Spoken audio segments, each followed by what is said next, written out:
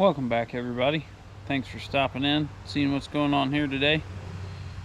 Today's project is going to involve that load of square tube.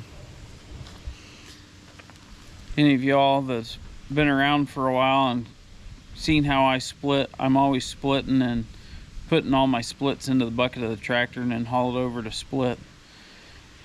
And I want to come up with a way to do that to where I can get more than a bucket load of wood split before I need to go empty the bucket out. So I have a little axle that was left over from repairing a trailer for somebody else, and I am going to utilize that little axle and make a little trailer to pull with the tractor that I can just throw my firewood in off the end of the splitter. Then when the trailer gets full, we'll go stack the trailer load. So I'll show you the axle real quick. So here's the axle I got.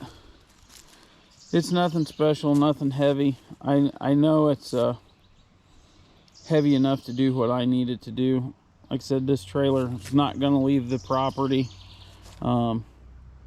Pretty much just going to use it around here to haul brush and throw split firewood in to move it from the splitter over to the wood pile. So that's what we got, and that's what we're going to work on today. So stick around.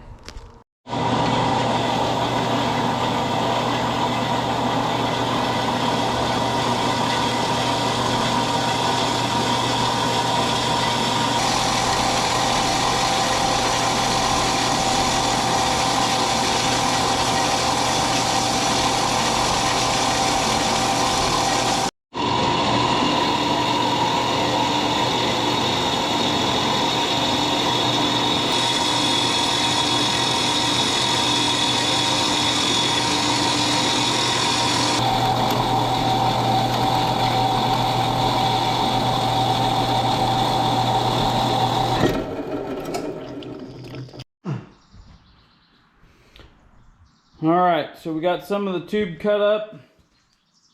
This will be our main frame structure here. Got it all cut up, ready to weld up. Thing I'll point out real quick is, if you notice all the parts, I've got them laid out where I'm going to weld them. So I've got all this darker stuff that's hot rolled mill scale. Any place I've got a weldment going to be, I have that hot rolled mill scale ground off. I'm going to start out MIG welding this here inside the shop, and the MIG welder, the weldment doesn't like to nip through your hot rolled mill scale. So one of the things you do to alleviate that issue and prevent a weld failing is to grind through the mill scale before you weld it, especially when you're doing short circuit MIG welding, which is, if you guys have like a 200 amp MIG welder at your house or in your shop, you're pretty much going to be using that to do short circuit MIG welding. So that's a really good thing to make sure you do, is to grind through your mill scale before you weld it. So let me get the welder fired up, and we'll get going on that. We're going to be using my Lincoln PowerMig 255 today. So it's got 035 hardwire in it, solid wire, excuse me. So we'll use that, and we'll get going.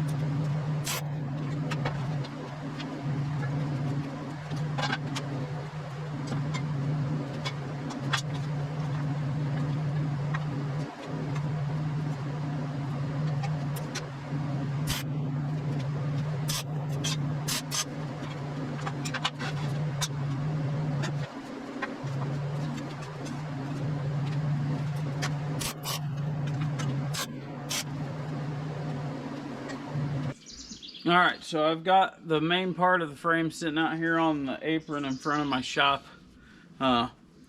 Normally I would do this in the end of my shop, but there's a skid loader tore apart there right now, so I can't do that. So we're going to do the best we can out here on the apron. It's not as flat as I'd like it to be, so I'll probably have to do some shimming to keep it flat and level. The wind is non-existent currently, so I'm going to try and continue using the MIG welder. If that becomes an issue with the wind blowing my shielding gas out, I'll have to swap over the stick machine, which isn't a big deal. I'm just trying to do as much as I can with the MIG, like I said, just because it's faster. Anyways, we'll get going on this. We'll square the frame up and get everything ready, finish tacking it. The nice part is once I get it tacked, I can flip it over on the four corners where the side boards will mount to, and then I'll have a flat surface that I can work on anyways, so that'll be handy.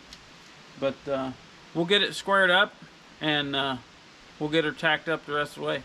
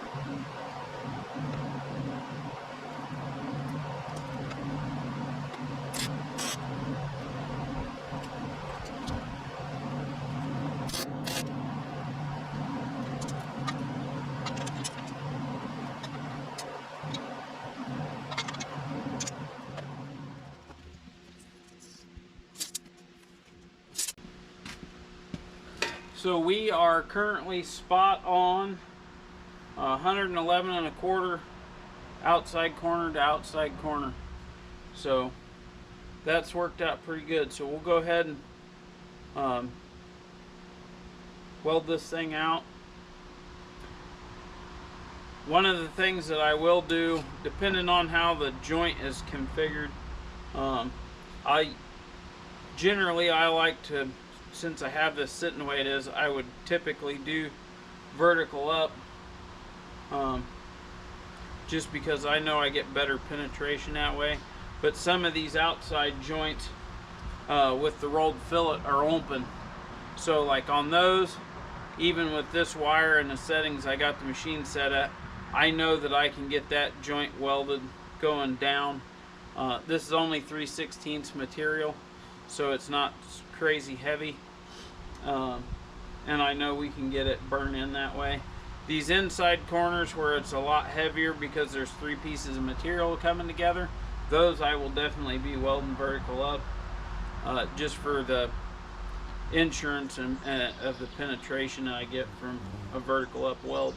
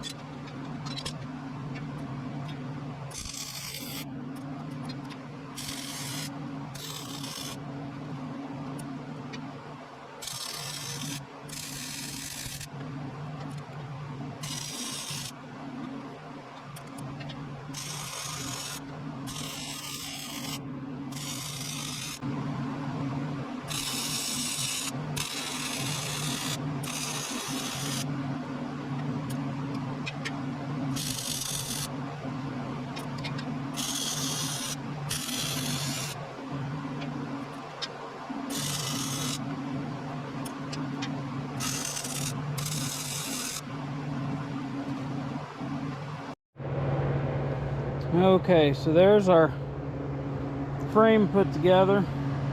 I still got to put the uprights in, the rest of the uprights in, to support the sides.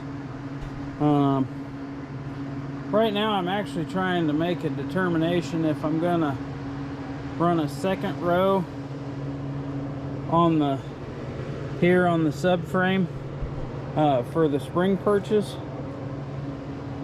for the spring hanger, sorry. Gotta think about that for a minute. Grab the axle and kind of see where I'm at height wise, and I'll figure that out. Okay, so I got to looking at it, and what I'm gonna do is I'm gonna use these blocks where the spring hangers go, and the whole purpose behind this is to raise the deck of the trailer up so it's not so low to the ground.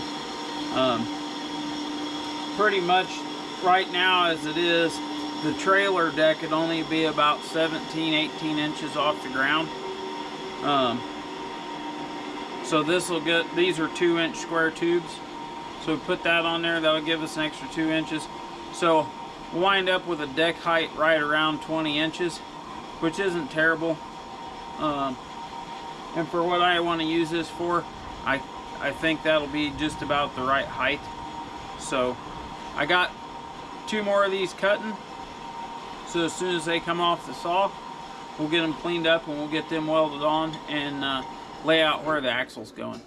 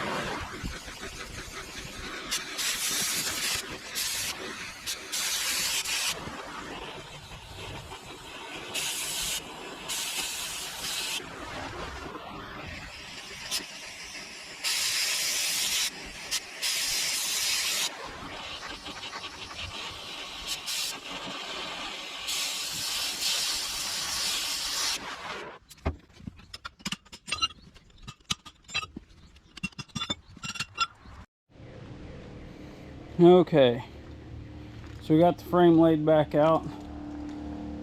Before we finish mounting the axle, just so it's not in the road, we're going to mount the tongue onto the frame.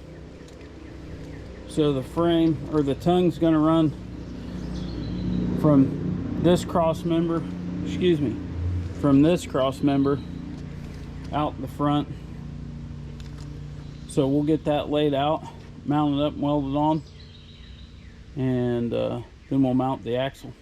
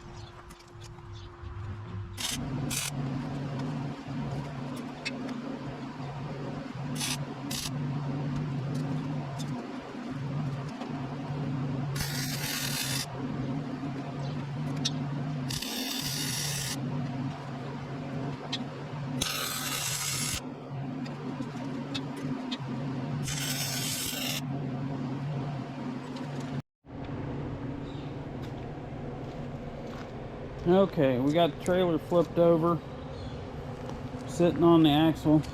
I tightened up all the hardware on the spring hangers.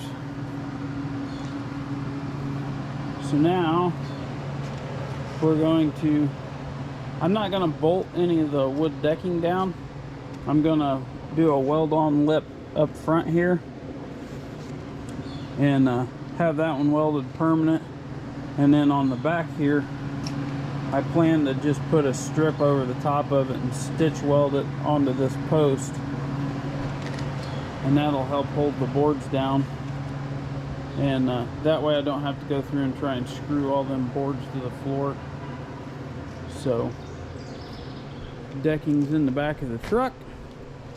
So what I'm going to do first before I start laying out the decking is I got a post to put here and on the other side for the side to be attached to. I'm still debating on the sides whether I'm going to use expanded metal or if I'm going to use more of the decking. I got to think about that a little more, but I'll get you set up here, and we'll get the side post welded on, and then we'll start laying out the decking so we can weld the retainers for the deck boards.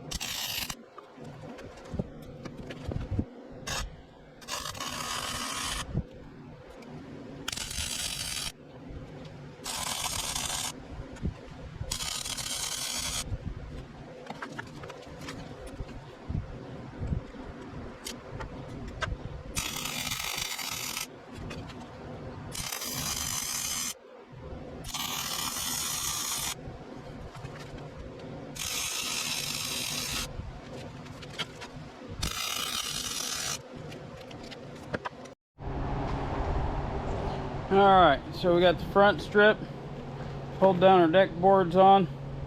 Basically, I'm going to do the same thing. I'll use a piece of angle iron, just like this, to hold the back of the decking down. But instead of stitching it across the bottom, it'll only get these stitches here in the corner. And that'll be enough to hold it down. And that way, if the boards wear out or break, all I have to do to replace those deck boards will be cut those 2 stitches, pull the piece of angle off, and then I can slide a new board in. And then that last deck board I have in the truck, we'll use that. I'll cut it down and I'll use it to fill my gap. These are fairly dry treated 5/4 boards, but I know that they'll shrink, so I will cut a filler piece to go in here so that those boards go into that deck pretty tight. And then I'll put the back end on. I'm going to go ahead and peel them off because at this point, before I do much else, I want to at least get the top of the frame painted. So I'll pull those deck boards off. I'm going to do the railing cap here. This, I'm going to basically do the same thing as the frame. I'm just going to use a piece of the 2x2 square tubing that I used to make the frame. I'm going to run that as a ring around the top for my top of my sides. And like I said, I still haven't quite decided what I'm going to do for the sides yet. I'm really leaning towards getting some expanded metal for the sides, just basically to save on weight. I think it'll be a lot less than what the 5/4 boards do, because it'll take like 2 of the 5/4 boards to fill in my sides here. The tailgate, I'm still deciding what I'm going to do back here. I think I'm going to make a removable tailgate and just put a couple like stake pockets on the back. That'll actually be out on this corner post. That way they don't interfere with the angle that goes on the back.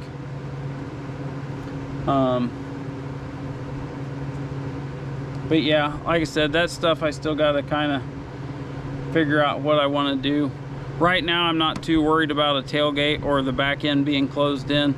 As long as the front and the 2 sides are closed in, it'll do what I need it to do, and that is to haul wood.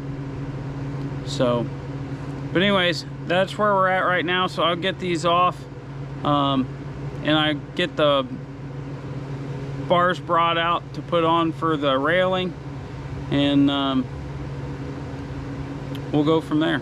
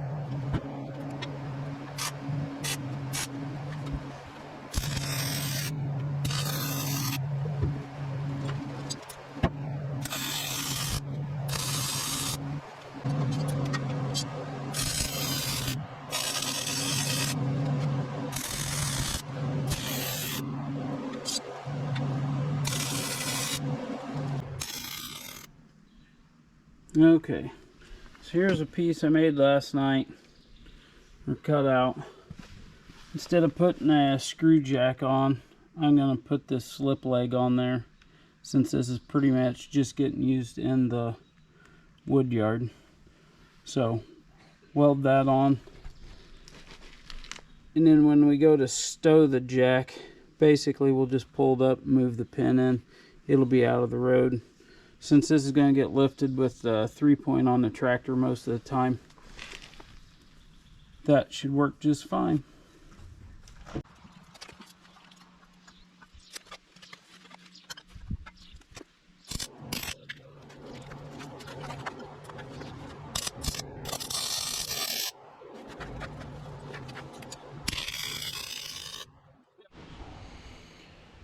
Alright, well, between the wind and this getting pretty long, I think I'm going to break this video up into 2 parts. So we're going to call it quits there for today.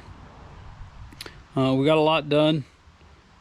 Next video we'll finish up with decking, getting the decking put on the floor. I'll make a decision on what I want to do for my sides in the front as far as the sidewalls. And we'll go from there at it the next time. So hey, I appreciate y'all stopping in and checking out what's going on. Hope y'all have a good week. Don't forget to tune in next week and see part 2, and I'll catch you next week.